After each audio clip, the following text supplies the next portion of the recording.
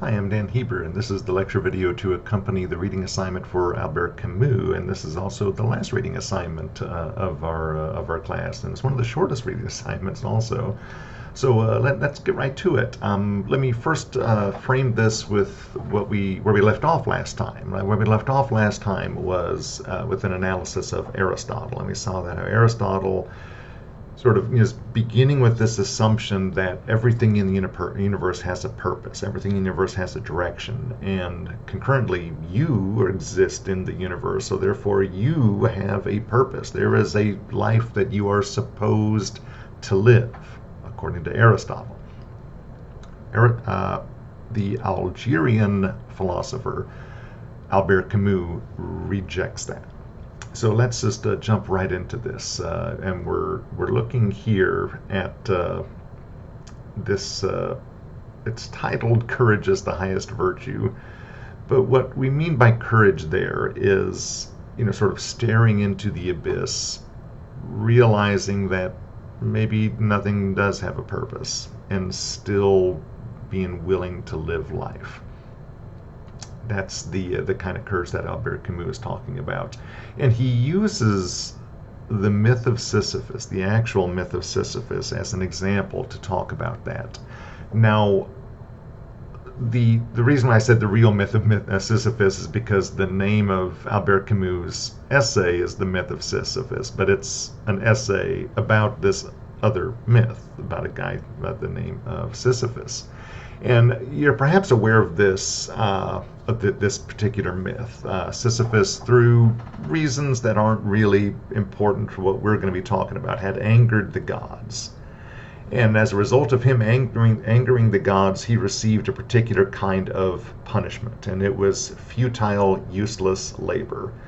Specifically, he was rolling a large boulder to the top of this hill, just have the boulder roll back down again, and then Sisyphus would have to walk down that hill, knowing full well what's waiting for him at the bottom, which is futile labor.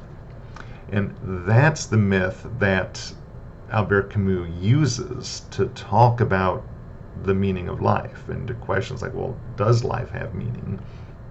So with those prefatory words out of the way, let's get right into textual analysis. The first thing that Albert Camus says, well, the first words from our excerpt from Albert Camus' Myth of Sisyphus, is that the gods had condemned Sisyphus to ceaselessly rolling a rock to the top of a mountain, whence the stone would fall back of its own weight. They had thought with some reason that there is no more dreadful punishment than futile and hopeless labor. Notice that most people aren't averse to doing hard work. Most people don't mind hard work. As a matter of fact, hard work can give a sense of satisfaction. But notice that people don't want to do hard work for nothing, right? They want the hard work to have meaning. They want it to have significance. And the reason why Albert Camus chose this myth of Sisyphus is because he's not doing anything meaningful. He's not doing anything significant, right? All he is doing is rolling a boulder to the top of the hill, and then it rolls back down, and then he pushes it back up, and then it rolls back down, and then he pushes it back up, and it rolls back down, and it's that way forever, ad infinitum. It's absolutely futile, absolutely hopeless, meaning that Albert Camus knows the entire time he's walking down that hill, he knows that when he gets there, there's just more labor waiting on him, and he knows that all the work and all of his efforts aren't going to amount to anything, because no matter what he does, that rock is still going to roll back down. He knows that in advance. That's key.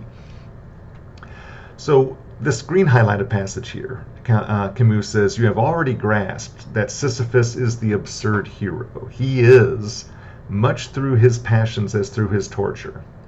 No, he is as much through his passions as through his torture. Excuse me, I read that with a weird cadence.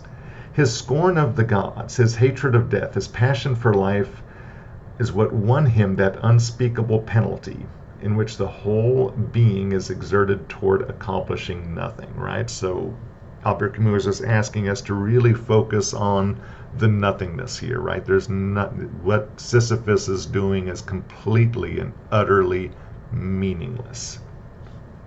Blue highlighted passage. As for this myth, one merely sees the whole effort of a body, straining to raise the huge stone, to roll it, and to push it up to a slope 100 times over.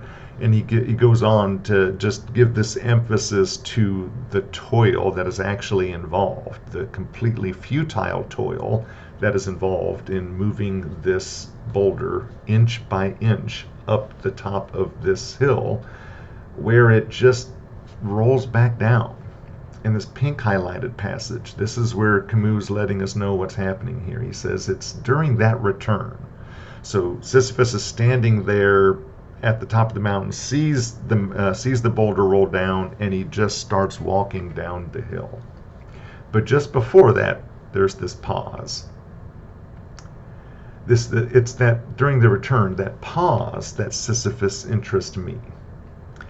And he says that hour, like a breathing space which returns as surely as is suffering, that is the hour of consciousness. At each of those moments when he leaves the heights and gradually sinks toward the lairs of the gods, he is superior to his fate, stronger than his rock. So what does the rock represent? It represents futile labor.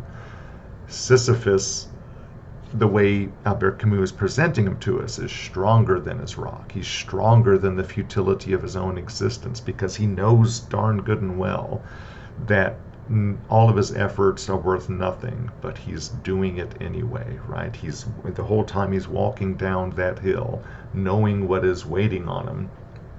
He knows that it's just, again, futile labor. But here is where it starts to get interesting. If this myth is tragic, Camus says, that is because our hero is conscious. Where would his torture be indeed if at every step the hope of succeeding upheld him, right? Think of other characters that are Sisyphean in nature. By Sisyphean in this sense, we just mean engaged in repetitive tasks. Think of a cartoon from my generation, Wile E. Coyote. Wile E. Coyote, every Saturday morning he's doing the same thing. He's chasing that roadrunner. And at the beginning of the episode, he's reading this cookbook of all the different ways that he's going to be able to enjoy roadrunner. Roadrunner kebabs and barbecued roadrunner and roadrunner chili. And he's thinking of what he's going to do, not knowing that he's going to fail, right? Because in the coyote's mind, he's not conscious. He doesn't know he's not going to catch the roadrunner. He's buoyed by hope that he will accomplish his task. Sisyphus is not buoyed by any hope. He knows darn good and well he is going to fail. He knows that rock is just going to roll down. Consider another example, a cartoon from your generation, the Ice Age movies. Think of Scrat, the little squirrel that was chasing after the acorn. Now, you and I are sort of in on the joke, right? Because you and I know that something's going to happen at the last minute that's going to prevent Scrat from getting the acorn. Either at the last minute, there's going to be an earthquake and the ground's going to open up and the acorn falls down, or at the last minute, a hawk's going to swoop down and pick up the acorn. But notice that Scrat is always hopeful. Today's the day I'm going to get that acorn. With Sisyphus, it's not like that. No hope whatsoever. He just knows in advance, fully conscious of what's taken place, that it's nothing, that he will accomplish nothing, that nothing he will do matters. And now Camus is going to be bringing down the hammer in this blue highlighted passage, the workman of today. And of course, he's writing this in 1927, I think. Does it give a date on it? I can't remember the date. There's the dates he was alive. I think it was 1927. It seems like he was about 24 or 25 years old whenever he wrote this, which is crazy to me. He says, the workman of today works every day in his life at the same task, and his fate is no less absurd, right? No less absurd than that of Sisyphus. So notice that as we're reading the myth of Sisyphus, like, wow, it really sucks to be that guy. But Albert Camus' point is, oh, you are that guy. All of us are caught up in this cycle of repetitive, meaningless tasks. What'd you do yesterday? Well, you woke up, you made your bed, you had breakfast, you took a shower, you went to work, you came home, you made dinner, you cleaned up the kitchen, and you went to bed. And what are you going to be doing today? The exact same thing. What are you going to be doing tomorrow? The exact same thing, right? No matter how many times you make your bed, there's always another bed to make. No matter how many times you do laundry, there's always more laundry to do. No matter how much work you get accomplished today, you're going to have more work to do tomorrow. Which brings up this question. It's like, well, if nothing I do matters, then why should I bother to do anything? That's the question that Albert Camus is wanting to ask. But he says that even though our fate is no less absurd than Sisyphus, it is tragic only at those rare moments when it becomes conscious. Most of the time, we're not thinking about it. Most of the time, you and I are just too busy with our days. Like, we're going through our days like, well, I gotta go do this, I gotta do that, I gotta do the other thing. I've got to take this exam, I gotta write this paper, I need to go to the DMV, I need to go to the grocery store. You're not thinking about the futility of your actions, right? You're not thinking of, you're not aware, you're not conscious of how nothing you do matters because you're just too busy doing things. And whenever I say nothing you do matters, think of it in the sense of how much work, about how much work you have to do in the future isn't affected by the amount of work you do today, right? No matter how much work you do, there's always more work to be done.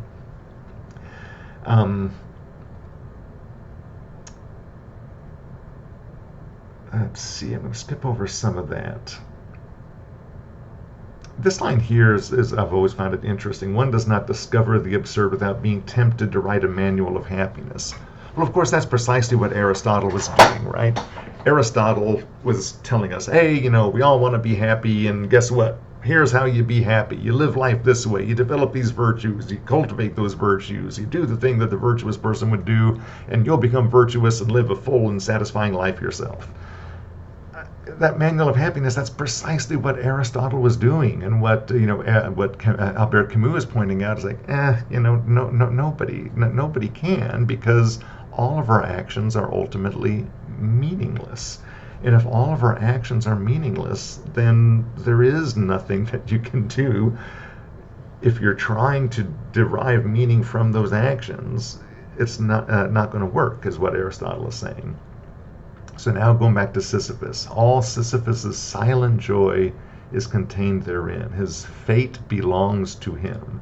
His rock is his thing. There's a typo there. The actual myth of Sisyphus, the way the translation that we're looking at is his rock is his thing.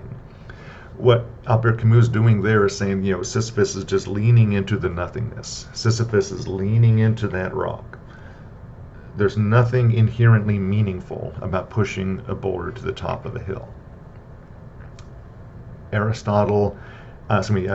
Camus is saying that Sisyphus is not engaged in a meaningful task. It's meaningful because he's choosing to do it anyway. That's the meaning. That's the scorn, right? There is no fate that cannot be surmounted by scorn. What Sisyphus is saying, hey, nothing matters. This is utterly meaningless, but guess what? I'm going to do it anyway. Have that similar attitude when you get up in the morning. It doesn't matter. Just my bed's going to get messy again tonight. Why should I bother to make it? Albert Camus is going to say, make the bed anyway. That is your act of scorn. That is your act of rebellion. That is you saying to the universe, you gazing into the abyss and saying, it doesn't matter, but guess what? I'm going to do it anyway. Our sun's going to explode in 4 billion years, and it'll be as if human beings never existed in the first place. But go have coffee with your friends anyway, right? That's the courage. That's the act of rebellion that Albert Camus wants you to do. And this final paragraph here, I've always found it very uplifting personally. Some people find it depressing. I find it uplifting. Albert Camus says, I leave Sisyphus at the foot of the mountain. One always finds one's burden again, but Sisyphus teaches the higher fidelity that negates the gods and raises rocks. He too concludes that all is well, which is a reference to to the play Oedipus Rex by Sophocles, who said that all is well. The universe henceforth without a master seems to him neither sterile nor futile. Each atom of that stone, each mineral flake of the night-filled mountain in itself forms a world. The struggle itself toward the heights is enough to fill a man's heart. Right? So it's not that you're doing something meaningful. There is nothing meaningful about rolling a boulder to the top of a hill. There's nothing meaningful about making the bed. There's nothing meaningful about writing a paper for a class. Do it anyway, right? That's the act of existential rebellion that Camus wants you to do. One must imagine Sisyphus happy. Why must we imagine Sisyphus happy? Because Sisyphus, just like me, just like you, is engaged in repetitive cyclical activities.